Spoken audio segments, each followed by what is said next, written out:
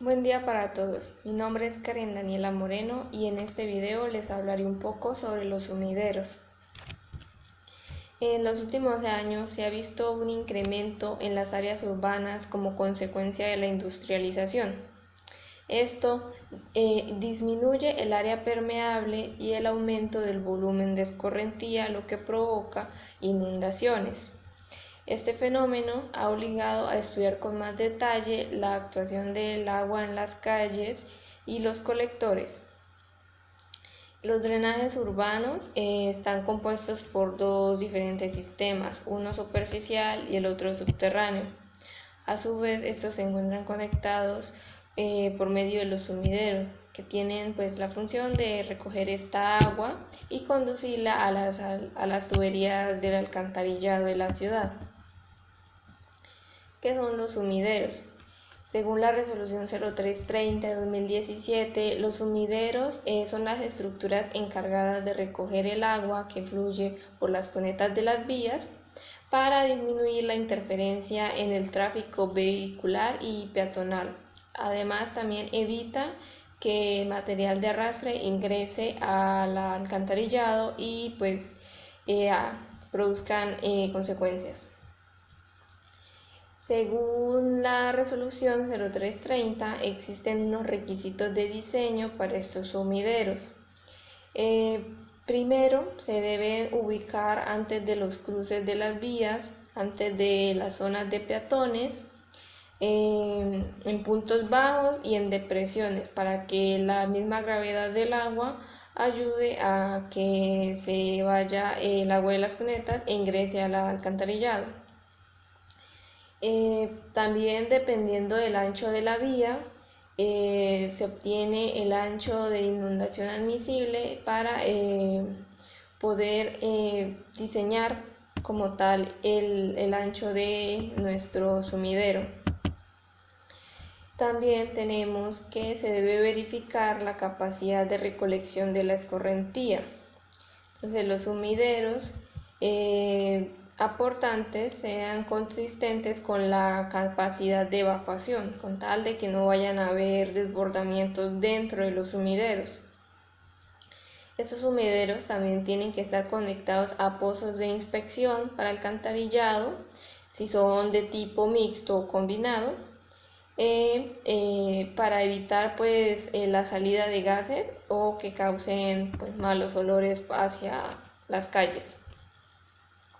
También la tubería de conexión del sumidero debe tener un diámetro interno de 215 milímetros, una pendiente mínima de 2% y no debe tener una longitud mayor a 15 metros. Bueno, los sumideros se clasifican según la forma de captación de las aguas y la selección del tipo de sumidero a instalar depende de las características del flujo, la topografía del lugar y el grado de importancia del sector. Bueno, existen tres tipos de sumideros, el sumidero de rejilla, sumidero de ventana y sumidero mixto. El sumidero de rejilla consiste en una abertura con una rejilla colocada sobre el piso de la cuneta de la vía, que esté muy cerca al borde del andén. Adicionalmente, la rejilla debe quedar entre 0,1 metros o 0,2 metros por debajo de la rasante de la vía. Los muros y la losa de fondo de la caja de los sumideros deben ser en concreto con una resistencia a la compresión de 28 megapascales. Debe estar reforzado ambas caras con barras de acero de refuerzo número 3 con una separación entre ellas de 0,15 metros y debe contener un recubrimiento mínimo de 0,04 metros. Se debe tener en cuenta en el momento del vaciado del concreto de los muros que el marco de la rejilla quede concretamente anclado. Por lo anterior, el marco de la rejilla debe contar en sus esquinas con aletas, ganchos de acero o un material que permita que se ancle al concreto. Adicionalmente, la rejilla y su marco debe contar con un apoyo uniforme de todos los lados, pues evitando que se doble y pues presenten deformaciones en la rejilla. Los sumideros de rejilla también pueden llegar a perder área de captación por acumulación de sedimentos, basura o escombros que ingresen. Esto pues provoca también, aparte, que hayan obstrucciones en las tuberías del alcantarillado. Entonces, en estos casos se debe consultar la posibilidad de una instalación de canastillas poliméricas que, aunque impiden el paso de estos elementos de gran tamaño, se debe disminuir considerablemente la capacidad de captación del sumidero, por lo que pues no es que se use de manera general, debe hacerse un estudio para realizar si se deben instalar o no. Por lo general siempre se tratan de hacer mantenimientos para prevenir más que todo esto de los materiales. El otro es sumideros de ventana o captación lateral. Estos sumideros constan de una abertura a manera de ventana colocada sobre la cara vertical del bordillo de la vía o sobre los bordillos de los andenes. Su localización permite colocar una ventana con una ligera depresión, lo cual pues permite aumentar la captación mediante la acumulación de agua en esa zona. Generalmente son los que más se usan en las ciudades. En efectos de mantenimiento, siempre debe conectarse también a una cámara de inspección. Al estar ubicado de forma lateral no interfiere ni se ve afectado por el tráfico vehicular. Sin embargo, pues es susceptible a que haya taponamientos por sólidos de gran tamaño o por sedimentos, pues lo cual debe evitarse mediante la utilización de rejillas en la ventana. Dichas rejillas pues deben estar bien ancladas en la parte tan superior como en la inferior de la ventana. Estos sumideros se construyen básicamente en zonas de flujo lento o con flujo subcrítico. Se ubican básicamente en zonas de tráfico peatonal. Cuando sea necesario ubicarlos en zonas de tráfico vehicular, pues se debe hacer un estudio del diseño y ver si de verdad es necesario construirse ahí. En la zona peatonal debe construirse también una caja de concreto.